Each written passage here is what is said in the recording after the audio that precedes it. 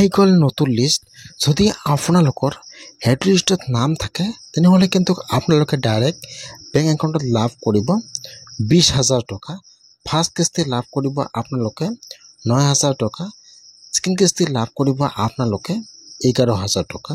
এতিয়া আপোনালোকে চৰকাৰী শৌচালয়ৰ নিউ লিষ্টটো কেনেকৈ চেক কৰিব যে আপোনালোকৰ লিষ্টত নামটো আহিছেনে অহা নাই।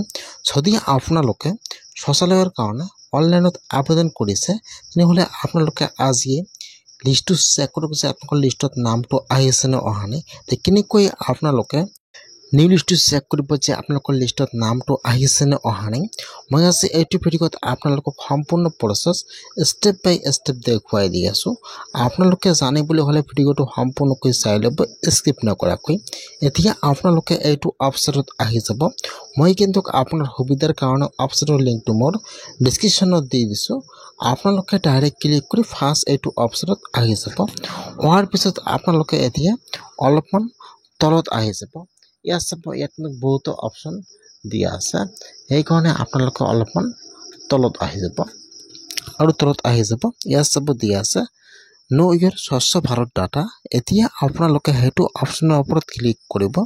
এতিয়া কিন্তু ইয়াত আৰু এটা নিউ পেজ অপেন হৈ যাব এনেকুৱাকৈ। এতিয়া আপোনালোকে অলপমান তলত আহি যাব। ইয়াত চাব, ইয়াত এটা অপশ্যন দিয়া আছে MR13 entry status of household in SBM পইচাটো। এতিয়া আপোনালোকে MR13 অপশ্যনৰ ওপৰত এবাৰ ক্লিক কৰিব।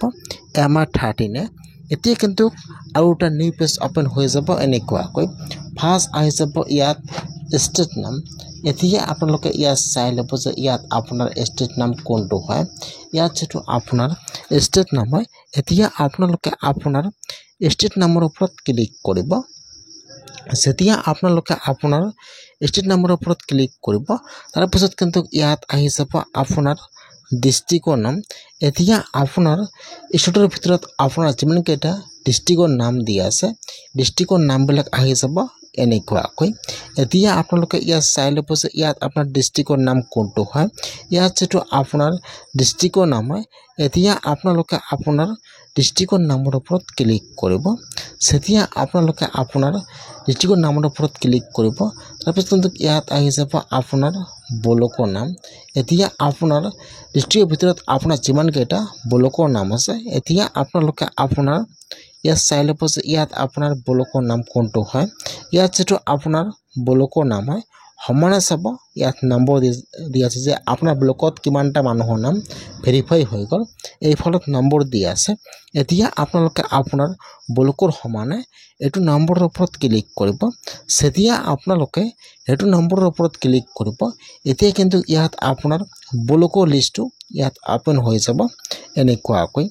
ফাৰ্ষ্ট আহি যাব ইয়াত আপোনাৰ ব্লকৰ নাম, তাৰপিছত আহি যাব ইয়াত আপোনাৰ পঞ্চায়তৰ নাম, তাৰপিছত ইয়াত আহি যাব আপোনাৰ ভিলেজৰ নাম, এই ফলত আপোনাৰ এপ্লিকেশ্যন ID নম্বৰ আহি যাব আৰু এই ফলত আপোনাৰ নামৰ এই ফলত আপোনাৰ গাৰ্জিয়ান নামটো আহি যাব। এতিয়া কিন্তু লিষ্টটো ইয়াত অপেন হৈ যাব এনেকুৱাকৈ। এতিয়া আপোনালোকে লিষ্টৰ পৰা চাই ল'ব যে আপোনালোকৰ লিষ্টত নামটো আছেনে নাই। যদি আপোনালোকৰ লিষ্টত নাম আছে তেনেহ'লে কিন্তু আপোনাৰ নামটো ভেৰিফাই হৈ গৈছে। আপোনালোকে অতি সোনকালে শৌচালয়ৰ পইচাটো লাভ কৰিব। আৰু যদি আপোনালোকৰ লিষ্টত নামটো অহা নাই তেনেহ'লে কিন্তু এতিয়া আপোনালোকে ভেৰিফিকেশ্যন কৰিব লাগিব। যদি আপোনালোকে ভেৰিফিকেশ্যন নকৰে তেনেহ'লে কিন্তু আপোনালোকে পইচাটো লাভ নকৰিব। কেনেকৈ আপোনালোকে শৌচালয়ৰ ভেৰিফিকেশ্যন কৰিব, মই আপোনালোকক নেক্সট ভিডিঅ'ত সেইটো প্ৰচেছ দেখুৱাই দিম। যদি আপোনালোকে শৌচালয়ৰ কাৰণে অনলাইনত আবেদন কৰিছে আৰু আপোনালোকে এতিয়াও পইচাটো লাভ কৰা নাই তেনেহ'লে আপোনালোকে আজিকে লিষ্টটো চাই লওক যে আপোনালোকৰ লিষ্টত নামটো আহিছে নে অহা নাই।